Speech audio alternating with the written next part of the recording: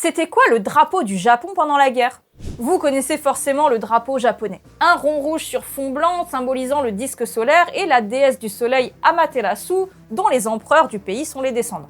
Ce drapeau s'appelle Hinomaru, mais si, comme moi, vous vous intéressez un peu à ce pays et au second conflit mondial, vous en connaissez aussi un autre, qui est plus ou moins le même, mais avec des rayons. Celui-là s'appelle Kyokujitsuki, et ça veut dire drapeau du soleil levant. Le truc que je cherchais à comprendre, c'était lequel des deux était utilisé pendant la guerre. Et la réponse est... les deux, mon général. Le Hinomaru avait un usage civil et administratif, c'était le drapeau national. Mais dans un pays nationaliste comme l'était le Japon de l'époque, son usage servait à la propagande, l'unité nationale, et dans les pays colonisés de l'Est asiatique, c'était un instrument de domination sur les peuples. Quant à l'autre drapeau, celui avec les rayons, c'était l'étendard de l'armée impériale. Chose qui m'a surprise, c'est que ce drapeau est toujours en usage aujourd'hui dans les forces armées nippones. Éminent symbole du Japon, il est abondamment utilisé dans la pop culture et les représentations diverses du pays.